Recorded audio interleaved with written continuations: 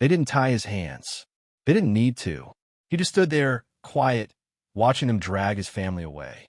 Dust rose behind the wagon wheels, and the town folks didn't say a word.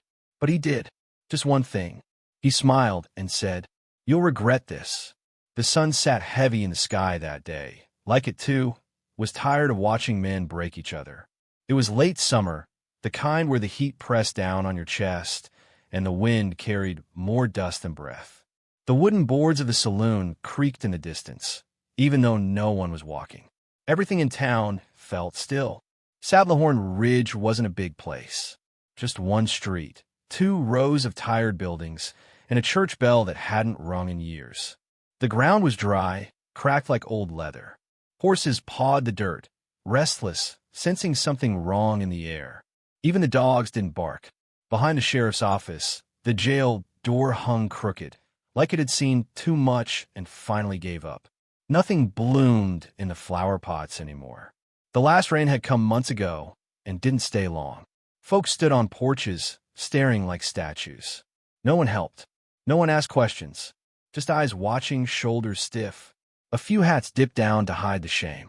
Some kids peeked from behind skirts, not fully understanding what was happening, but knowing enough to be afraid. It wasn't just the outlaw they feared. It was what he might do after today. Because Saddlehorn had done a cruel thing, and the desert remembers cruelty longer than people do. His name was Cole Hart. Folks around these parts didn't say his name much, not out of fear, but because it carried weight, like the kind of name you whispered in church or over a grave. He'd done things in his youth, bad things, the kind that made a man ride with his back to the wind and sleep with one eye open. But that was a long time ago. He had scars, not just the kind you see, the kind you feel when you wake up in the middle of the night, remembering faces you can't forget. Faces that never age because they never got the chance. They used to call him Ghost Rider in El Paso, Cole the Quiet in the Arizona Strip. But here in Saddlehorn, he wasn't an outlaw. He was just a husband, a father, a man trying to live simple. 10 years he stayed out of trouble, built a small house just outside town, planted sagebrush and tomatoes, taught his son to ride, and sang old songs to his wife when the nights got long. He never talked about the past. He didn't need to. His hands, calloused and careful, said enough. People didn't trust him, but they couldn't say why. Maybe because he looked like someone who had survived more than he should have. Or maybe because deep down, they knew men like him didn't stay quiet forever. But Cole tried. For his family, he tried. Until the day the law came and took them away. It started with a knock on the door just after sunrise. Cole was mending a saddle strap. His boy Eli was still asleep. His wife, Marie, was boiling coffee in the little tin pot she loved. They didn't expect visitors. Not out that far, not that early. When he opened the door, 4 men stood there. Not townsfolk. Hired men, badges on their shirts, but not one of them looked him in the eye. Behind them stood Sheriff Mays, hat low, jaw tight, face pale. He didn't say good morning. "You're under arrest," he said, "for crimes committed under the name Cole Hart, for theft, murder, and treason against the state." Cole didn't move. He didn't even blink. That name hadn't been spoken out loud in years. The man it belonged to had died long ago, buried under 10 winters of honest work and quiet nights. "Not me," Cole replied, soft but firm. Sheriff Mays nodded toward Marie. "Then she'll ride instead. We got a warrant with her name on it, too. And the boy, he's evidence. Blood don't lie." Cole felt something deep in his chest shift. Not anger, not fear, something older, colder. But he didn't reach for a gun. He just stepped aside and let them in. Marie screamed when they grabbed her. Eli cried and kicked, calling out for his father. But Cole didn't stop them. He didn't lift a hand. He just stood still, like the ground under his boots might crack if he moved. They tied Marie's hands, took the boy by the arm, dragged them to a wagon waiting on the trail. Cole walked behind them the whole way. Quiet, calm. And when they climbed up into the wagon, he looked up at Sheriff Mays and smiled. "You'll regret this," he said, and then he turned and walked back inside. Cole didn't sleep that night. He sat at the edge of the bed where Marie's pillow still held the shape of her head. The silence in the house was loud. Too loud. The fire burned down low, but he didn't add more wood. He let the cold creep in. He didn't mind it anymore. The next morning, he saddled his horse. No plan, no map, just a direction, away from Saddlehorn, toward the trail the wagon took. He rode slow, like he was listening to the land, listening for a whisper of where they'd gone. As he rode, the past came back. He remembered the first time he saw Marie. She was yelling at a man twice her size who had cheated her out of a loaf of bread. Cole had stepped in, not with fists, but with a quiet stare that made the man back down. She hadn't thanked him. She just asked if he was hungry, too. That night, they shared a meal on the edge of town.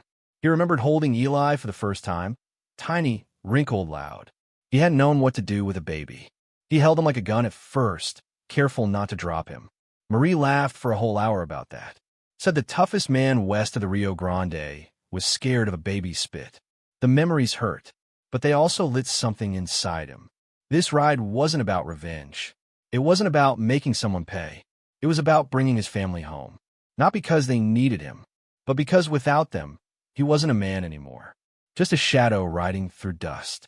Cole rode back into Saddlehorn 2 days later. He wasn't looking for trouble. He was looking for answers, any trail, any whisper of where they'd taken Marie and Eli. But the town offered none, just silence and turnbacks. He walked in the general store. The man behind the counter didn't look up, just kept stacking cans like Cole wasn't even there. At the saloon, the piano player stopped mid-tune when Cole walked in. Men set their drinks down, watched him like a storm cloud had just entered the room. No one spoke. No one stood. Outside, a woman pulled her child behind her skirt and crossed the street. A group of old men near the blacksmith shop stared but didn't nod. One of them spit and muttered, "Should have happened a long time ago." Cole didn't argue. He just kept walking. Past the schoolhouse, past the old church, past all the places he once hoped would forget his name. Turns out they hadn't. People didn't hate him for what he'd done. They hated him for trying to change, for thinking he could start fresh.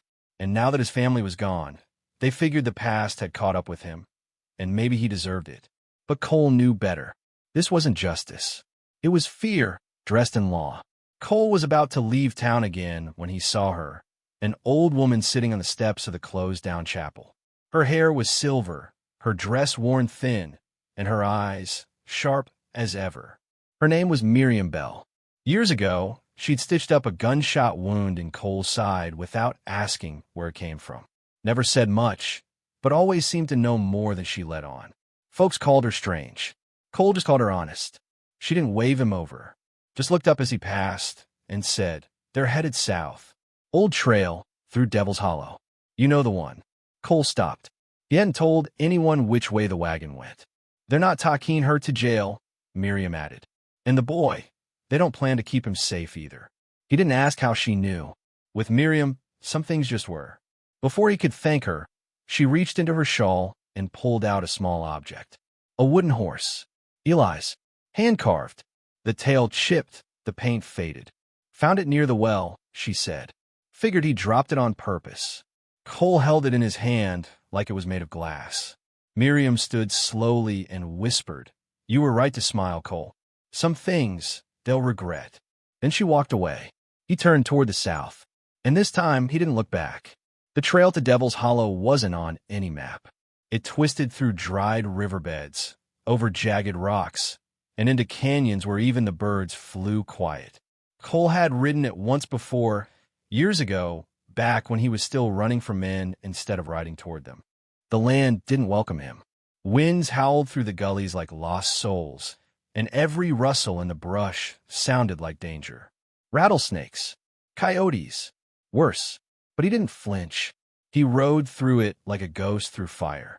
By the second night, the air turned cold and sharp. He found shelter under an overhang, made a small fire, and pulled out the wooden horse. Held it like a prayer. Around the fire's edge, memories danced. Marie's laugh, Eli's tiny hands holding onto his fingers, the soft sound of a lullaby Marie used to hum. Then came the noise. Hooves, distant, but close enough to mean trouble. Cole put out the fire with a boot and pressed his back to the rock wall. A group of men rode past just above, 5, maybe 6. Higher guns moving fast, talking loud. One of them mentioned a cabin near Blackroot Ridge. Girl's crying too much, one said. Boss says if she don't quiet down soon. Cole felt the rage rise, but he didn't move. Not yet. He waited till they were gone, then saddled up again. His hand shook, not from fear, but from how steady he felt, like something had clicked into place. He wasn't chasing anymore. He was hunting, and every mile forward was a promise carved into the dust. I'm coming. Cole reached Blackroot Ridge just before dawn.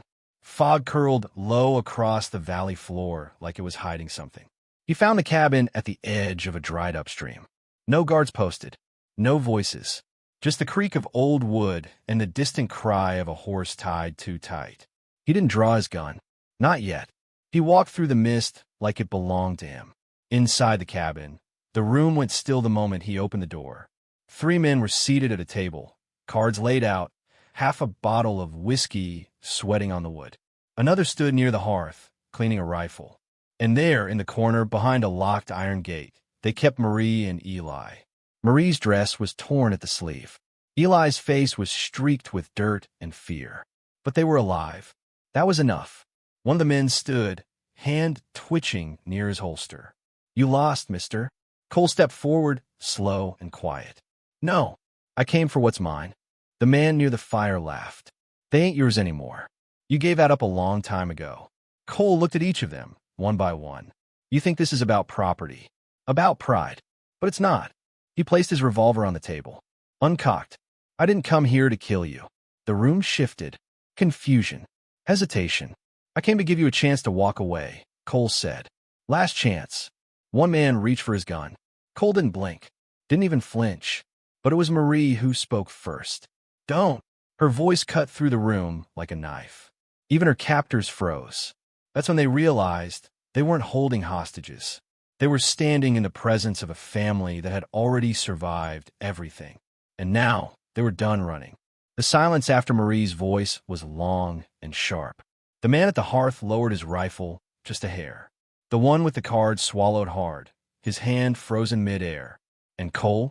He just stood there, no threat in his posture, no fear in his eyes. I know what you think of me, he said softly. Outlaw. Murderer. A man without a soul. He looked toward Marie, then to Eli. But they gave me something better than any name. They gave me reason. He turned back to the men, his voice steady as stone. This isn't a fight. Not today. But if you raise a hand against him again, I won't be so kind. The man at the hearth finally stepped back. Boss said she was leverage. Said the kid was insurance. Cole nodded. Your boss lied. Another man threw down his cards and walked out, muttering, ain't worth it. 2 more followed. That left only the man by the cell gate, shaky, angry, afraid. You can't win this, he hissed, hand hovering at his belt. I don't need to win, Cole said. I just need to walk them out of here. For a moment, it seemed like bullets might fly. But then the man's hand dropped. Not in surrender, in defeat. He stepped aside and unlocked the gate. Marie rushed into Cole's arms, pulling Eli close between them. No cheers, no music, just breathing. Cole didn't smile. He just closed his eyes and let go of everything he'd carried for far too long. The sun had finally climbed above the ridge by the time they stepped out of the cabin. The morning light hit their faces like a gentle hand, warm and soft. Cole walked with Marie on one side and Eli on the other. No one spoke. Words felt too small for what they'd been through. Eli held tight to his father's coat, his little fingers clutching the fabric like he was afraid to let go. Marie's hand trembled in Cole's, but she didn't cry. She just kept walking, chin lifted, eyes forward. Strong, fierce. They reached the horses. Cole helped them both up, then paused.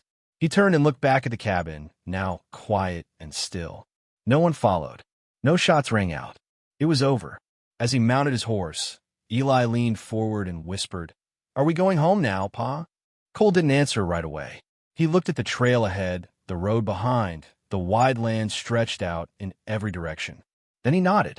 Yes, son, we're going home, but not back to the house outside Saddlehorn. That place was gone, even if the walls still stood. Home wasn't a piece of land. Not for Cole. It was the weight of Marie's hand in his, the sound of Eli's breath as he slept, the way the 3 of them fit together, even after being torn apart. They didn't ride fast. They didn't need to. For the first time in a long while, they weren't running anymore. They rode until the sky turned gold and the wind softened. Past cactus fields and dry creek beds, past towns that didn't know their names and wouldn't care if they did. Cole didn't say much. Neither did Marie. But it was a good silence, the kind that sits gentle on the heart. They made camp near an old cottonwood tree. The roots stretched wide, the shade cool and still. Eli chased lizards in the dust while Marie warmed beans over the fire. Cole sat back, watching the way the flames flickered in her eyes. They didn't talk about what happened. Not that night. Maybe not ever. But Cole could feel the change in the air. Something had been broken, yes, but something else had also been rebuilt. That night, under the stars, Eli curled up between them. Marie reached over and brushed her fingers through Cole's hair the way she used to. And for the first time in what felt like a lifetime, Cole let himself breathe without the weight of the past pressing on his chest. They didn't need Sadlahorn. They didn't need anyone to forgive them, or accept them, or name them clean. They had each other, and that was more than enough. Before they left camp, the next morning, Cole walked to the edge of the cottonwood grove. He reached into his saddlebag and pulled out the little wooden horse, the one Eli had dropped near the well back in Sadlahorn. He looked at it for a long time, thumb brushing over the chipped paint and worn edges. Then he knelt by the base of the tree and buried it in the earth. Not out of sadness, but out of respect. It had done its part. It had brought him here, back to them. As he stood, the wind picked up, warm and full of sunlight. It carried the dust gently, like a blanket over old tracks. Cole looked back at Marie and Eli, already saddled and waiting. He smiled just a little. Then he mounted up and rode on. Some folks say a man can't change, that once the dust of his past settles into his boots, it stays there forever. But those people never met Cole Hart. He wasn't a hero. He wasn't clean. He didn't come riding in with a white hat or a preacher's promise. He came quiet, steady, tired. And when the world took everything from him, he didn't burn it down. He stood tall.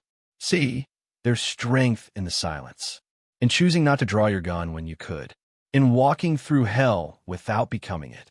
Cole didn't fight for revenge. He fought for love, for family, for the chance to be something better, even if the world didn't think he deserved it. And maybe that's the lesson here. Sometimes the strongest men aren't the loud ones. They're the ones who carry their pain like a saddlebag, heavy but never dropped. He left behind no legend, no bounty posters, no last stand, just a trail of dust, a woman's hand in his, and a child's laughter riding in the wind.